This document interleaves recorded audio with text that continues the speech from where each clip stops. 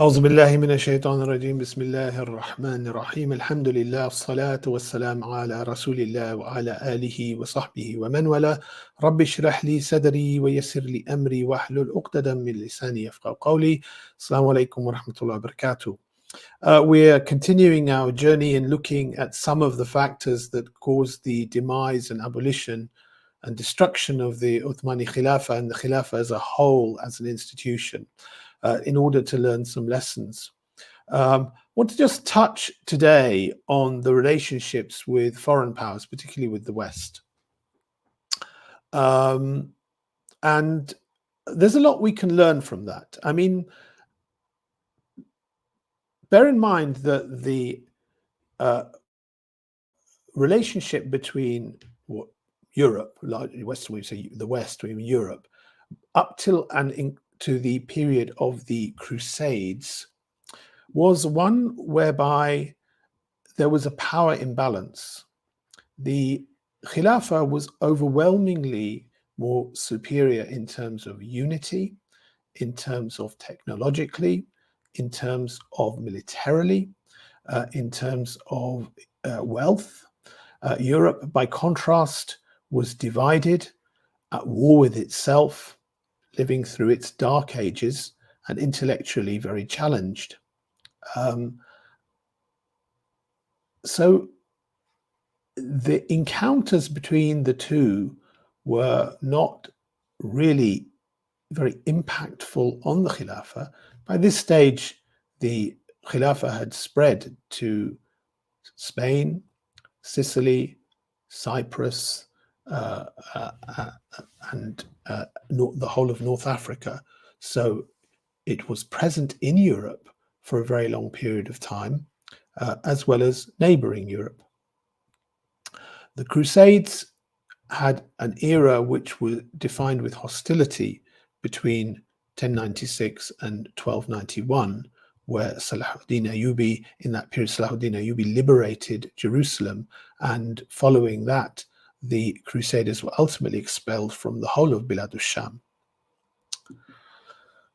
The Khilafah's presence in Spain existed for hundreds of years, but ultimately was defined by the fall of Granada in 1492, where Muslims or Jews were either forced to convert or expelled or were killed. And that ended Muslim presence within Spain, which was seen by all as a beacon of civilization in Europe for the hundreds of years that it existed there. A lot of European identity towards the Ottomans particularly, and Khilafah and Islam in specific, more generally, is defined by the fact that in 1683, the Ottoman Khilafah laid siege to Vienna in the heart of Europe, and being at the gates of Vienna was seen as something, and bear in mind that was the seat of the Austro-Hungarian Empire, so a huge and powerful dynasty within Europe. It was seen as something which was defined the Ottomani Khilafah as a threat. Later on, by 1798, after the French Revolution, the rise of Napoleon, Napoleon himself went to conquer Egypt, which the British in particular found an extreme threat, because that was the gateway to the jewel in their crown, which was India. And ultimately he was repelled from Egypt by the British, which defined a sort of relationship between the British and the Ottomans at that era, which was one of sometimes hostility and sometimes mutual cooperation. It's in the Ottomans' interest to see Napoleon out of Egypt. What they didn't want, but what they got, was a strong British influence in Egypt following that for the best part of the next century or more. The relationship between Britain and the Khilafah before the 19th century, I should have put on this slide, was actually a mixed picture. In this, this is a book titled The Sultan and the Queen, The Untold Story of Elizabeth, Queen Elizabeth I and Islam. Actually, just to give some perspective, Suleiman al-Qanuni, known as Suleiman the Magnificent, the Ottoman Khalifa, who built the Suleimani Mosque, if any of you have been to Turkey, magnificent structure, was the Khalifa at the same time that Queen Elizabeth I's father, Henry VIII, was king in England. So if you look at comparable architecture development in London at that time compared to Istanbul at that time, you get some idea of the scale of difference. Elizabeth I was under threat from the Catholic Church and in particular from Spain, and she was always looking for allies, often in Europe with other Protestant leaders. But actually, there's evidence that her court were often looking for help from the Ottomans. So the relationship between Britain and it was England then, and the Ottoman Khilafah at that stage was not always one of hostility. Indeed, this example, by the time the British had conquered India, Queen Victoria was in power over a huge number of Muslims living in India, who they claimed to be ruling over, and claimed that these were subjects of the British Empire. Now, as such, the British Queen had to have a formal courtly relationship with the Ottoman Sultan. So they were seen as rival great powers in the world, sometimes allying, sometimes in competition all the time. This example of the tragic Great Irish Famine of 1847, which led to huge numbers of deaths. And in that era, as we know, Britain's relationship with Ireland was one of conquest and colonization, and often having to counter rebellion from the Irish and resistance from the Irish. Now, during that famine, the Khalifa at the time, Abdul Majid I, offered to send the equivalent of £1 million today. This was diplomatically difficult because Queen Victoria had only donated about a fifth of that amount. So his offer was declined. But he then gifted about half of what Queen Victoria had, which that was diplomatically acceptable, but then secretly sent shiploads of food to help the Irish people. And that's remembered to this day with gratitude. The quote here from James Joyce in Ulysses is, "Even the Grand Turk sent us his piastres." Piastres were apparently a unit of currency they were talking about. As I said, British policy towards the Khilafah was often influenced by its position in India during the 18th and 19th century.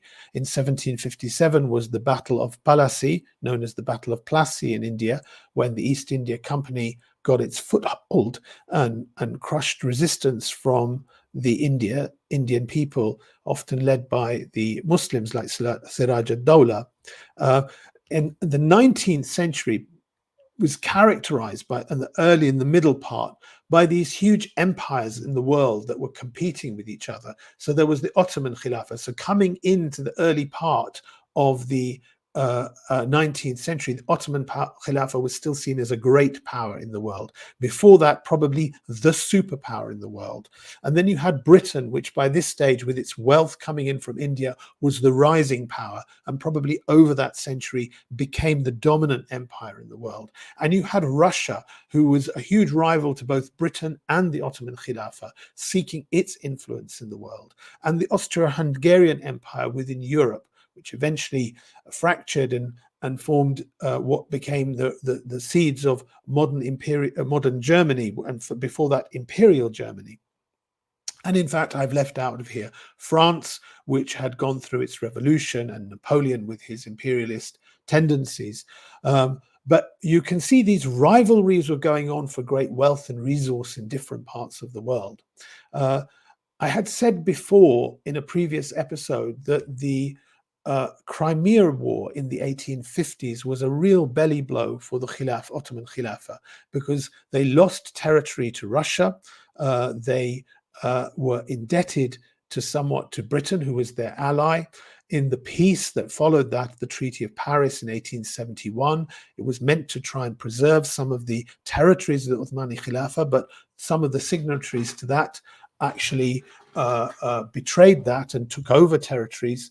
And ultimately in 1878, we had the Congress of Berlin with all these great powers which were trying to keep Russia in check, as well as get what they can out of these negotiations. And you can see the Ottoman representatives on the right-hand side are in the room with the Kaiser and Bismarck and Disraeli from Britain. And all, in this era, it was recognized that the Ottomans were still a player, much weaker than they were before, but still a global player. There came a change in British policy around the mid-1870s. Gladstone was a much more ideological ruler than Disraeli, who was much more pragmatic.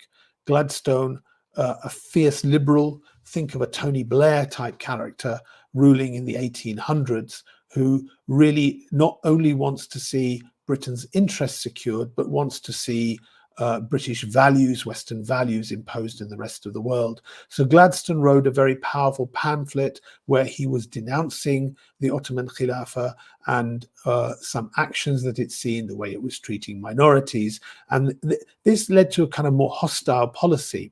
So the change in policy meant that the change in attitude towards the Khilafah by European powers had changed.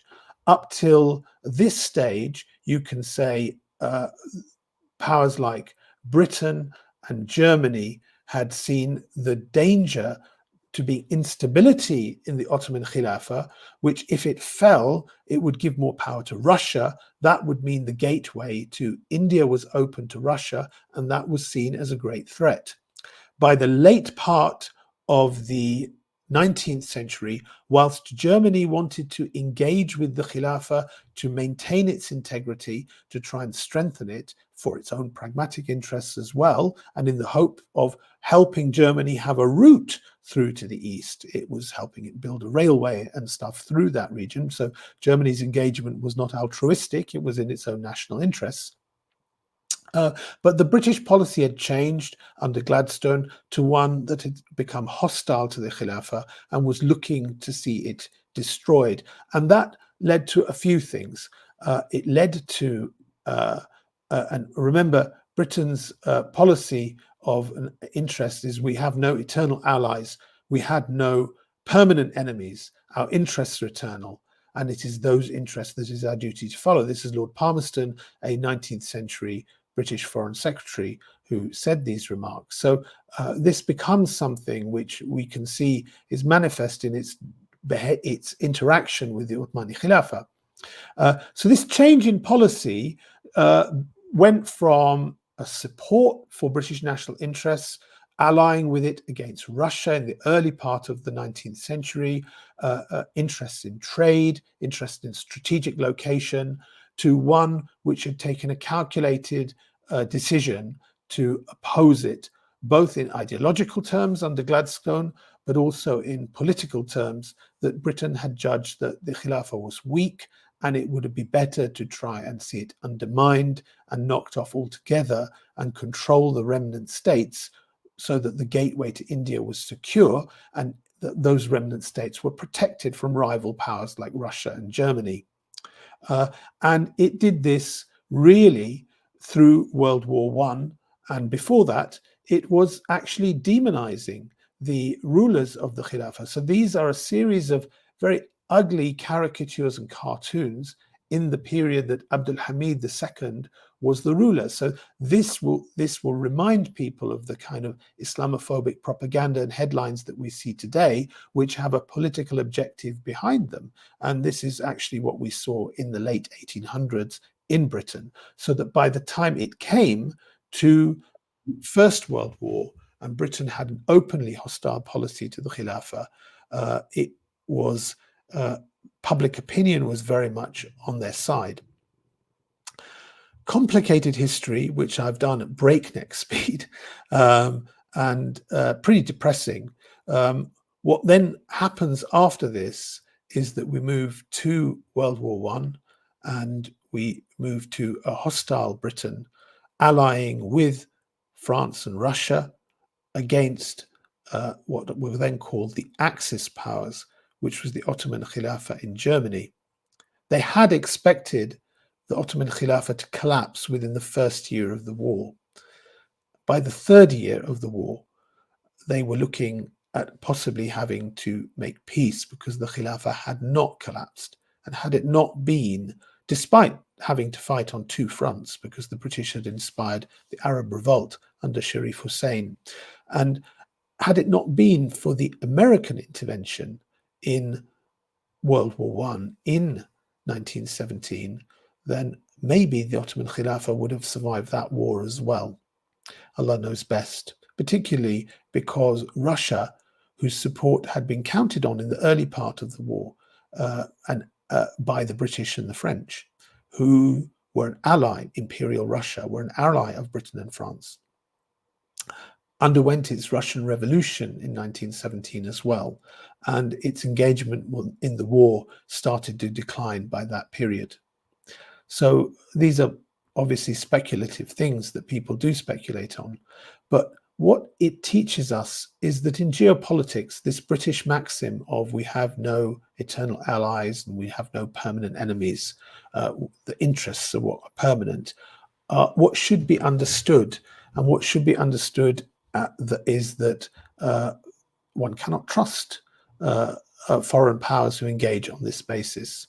And actually, some of the scheming that we saw in the previous episode really becomes very questionable when you see how things played out after that.